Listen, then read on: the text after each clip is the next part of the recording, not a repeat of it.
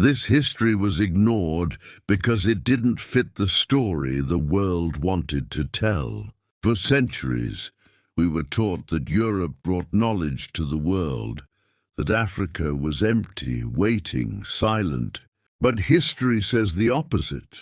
Before Europe's universities existed, Africa already had centers of learning where law, medicine, astronomy, mathematics, and philosophy were studied in detail.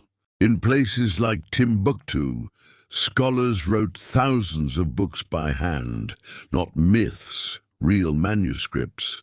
Some discussed advanced mathematics, others explored medicine, law, and even planetary movement. These books were not hidden. They were traded, copied, and respected. European travelers didn't come to teach Africa. They came to learn.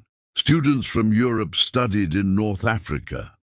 Knowledge passed through African hands into Europe, helping ignite what later became known as the Renaissance. But here's the part history doesn't like to say out loud. When Europe began to rise in power, Africa's role in global knowledge was slowly erased. Libraries were burned, manuscripts were stolen, stories were rewritten. Africa wasn't poor in knowledge. It was made invisible. This wasn't an accident. It was intentional, because if the world remembered that Africa once led in education, science, and trade, then the lie of African inferiority would collapse. Africa didn't wait for Europe to arrive. Africa was already teaching the world. And once you understand that, history will never look the same again.